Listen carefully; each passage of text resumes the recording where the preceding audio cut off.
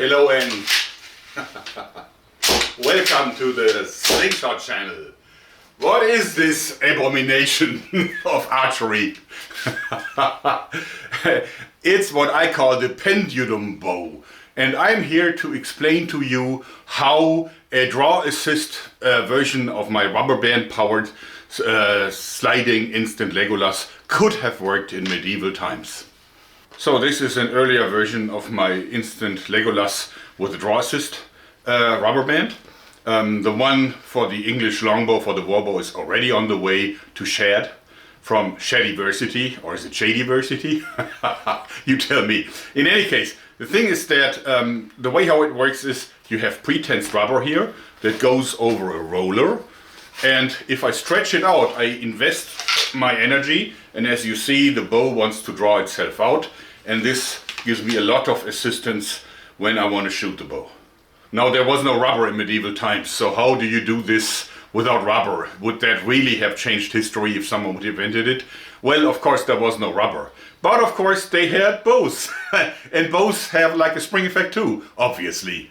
So the idea is to replace the rubber bands with another bow that's mounted to the other side. And that is exactly what I've done.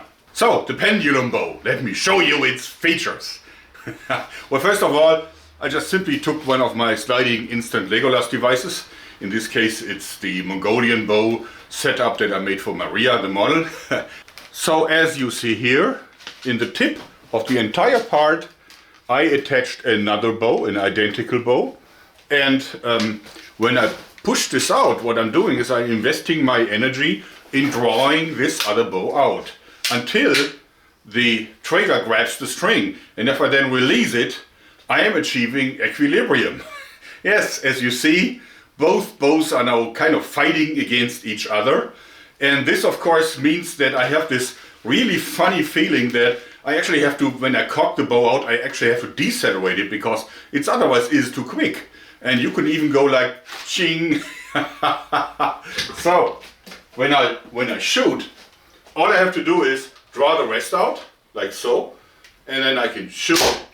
And again, I'm investing the energy, and now I actually automatically draw the bow out to half of it. And the action is like very weird. It's like really funny feeling. Okay, now, as you see, no dry firing. It catches the string. It's a really funny feeling because it feels completely different to normal bow shooting. Because on a normal bow, you expect to not have to do this.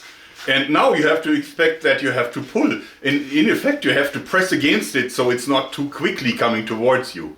And then, of course, the rest of the draw, it gets harder, but of course, it is always still supported up to the point where you've fully drawn it out. And yes, at this point, it is as hard as it would normally be. So the last centimeter or so is not much different.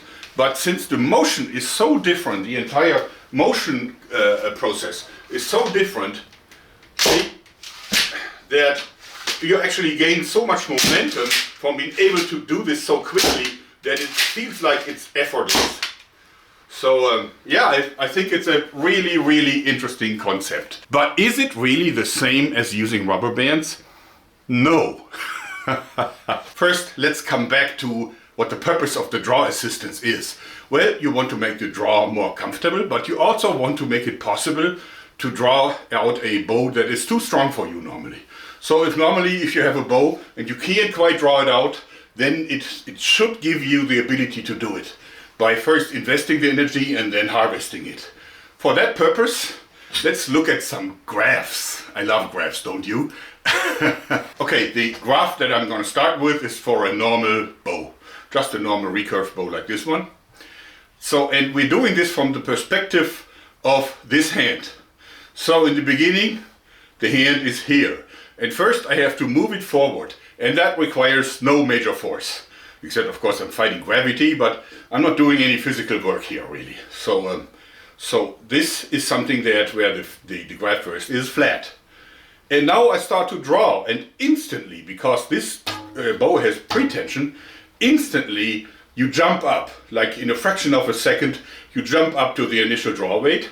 And then there is a pretty linear curve up to the end of the draw, which is about here. So on a 30-pound bow that has a 25-inch draw length, it looks like this. It first goes flat, and then it starts to jump up a little bit, and then it goes in a linear way all the way to 30 pounds. So if you cannot pull 30 pounds, that bow would not be good for you, because you would not be able to fully draw it out. Alright, next step. Let's go and look at the pendulum bow, the way how I set it up now. So let's say both of these bows have 30 pounds.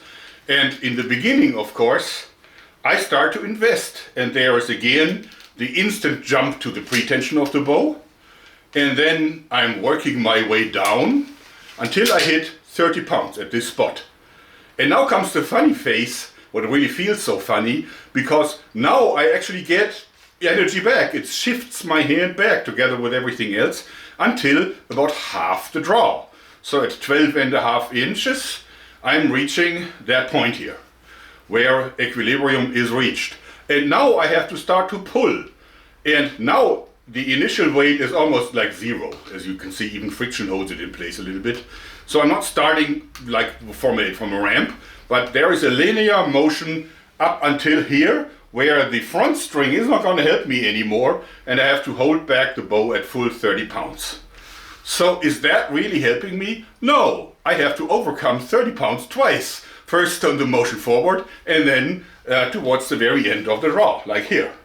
So that definitely feels funny and is interesting, and also it looks very symmetrical, very pleasing, but that's not the effect that we're looking at. So, what to do? Now the obvious thing is, of course, we could reduce the draw weight of this here by like shaving off parts of the bow limbs here and make it lighter, so that I would only have to invest half of it. Now, what would then happen? Again, let's simulate. Let's assume the front bow only has 15 pounds now. So we are starting, and again, we're jumping off a little bit because there's instant pre-stretch. Now we go down, and in the end, we're holding against 15 pounds. And the equilibrium would now be about here. No longer all the way, but about here. So not here with the even forces, but a little bit more forward. And now I would have to do the same thing again. It would help me a little bit, but not as much as before. But in the end point, there would be no difference, because still I would have to hold back 30 pounds. So in this case, I invest 15 pounds going forward, and then I have an easier phase, but it's shorter. And then it still have to invest all this energy to go up to the maximum 30 pound. So still, I would not be able to draw back a 30 pound bow that if I can only draw back 20 pounds. So what to do? Well, what we need is pre-stretch. So we need to have the bow pressing against it. And so why not just making this lever longer? Well, that would not really have the effect that we want, because then the bow limbs would actually bow too much. They would actually bow much more than this here, simply because then actually they would be pushed further along. So that would eventually even mean that this is going to break. But definitely the draw weight would increase sharply, and then we don't have the effect that we want. In fact, it would probably be heavier than 30 pounds to push it all the way to the front. No, what we need is a longer string, that's all. Because this is a recurve, it's going to snap back. So if the original relaxed position is here, we have our pre-stretch. Like so. As you see, the string is longer now, and now I have free tension. As you see, it's now assisting me, so it's now doing exactly what the rubber bands are doing. There is pre-tension, and then there is increasing pressure from this other bow, like so. But it will actually never bend as much as the other one, because the string is longer, and this means that, of course, it won't ever go back that far. So, of course, the draw effect here is not so hard, because this is a very light bow. But definitely, now it's a different issue, since if you see in fully cocked out condition, it is definitely still pressing against the frame. So the feeling is different now. Bang! Invest, harvest. Now the equilibrium is of course now more towards this side, and because the front bow is weaker because of the longer string, but the functionality is really exactly like on the rubber version of the bow. Alright, let's look at the graph. Let's assume this bow now has a maximum draw resistance of, let's say, only 15 pounds, so that's maximum, and it's starting with a pretension of 10 pounds. So when I press forward, I start at 10 pounds and I go increasingly hard until I reach 15 pounds here. And now I'm going back to equilibrium, which is of course not as deep into this here because the front bow is weaker. So the equilibrium is here. And from now on, I have to again draw against this here, which starts very easy and in the end is exactly 20 pounds because that is the pretension of the front bow. It's pressing against this and helping me to overcome the 30 pounds draw resistance of the rear bow. So when we look at all the graphs together, again we start with a regular bow. I have to overcome 30 pounds. Then we go to the two bows at full 30 pounds draw weight. As you see, I have to overcome 30 pounds twice. Then we reduce the strength of the front bow to just 15 pounds. So I initially have to overcome 15 pounds, then I harvest a little bit back, but in the end I still have to master 30 pounds. Now the last version with the longer string of the front bow, I never have to invest more than 20 pounds. So 20 pounds is the maximum that I have to invest in order to get my 30 pound bow drawn out. Sorry for the little bit dry physics lesson, friends, because it's outside, it's terrible weather, so I can't do any outside shooting today. But I hope that you still find it interesting, because I think I just proved that a draw assistant bow, and of course also a repeating function, would have been possible in medieval times just using medieval technology.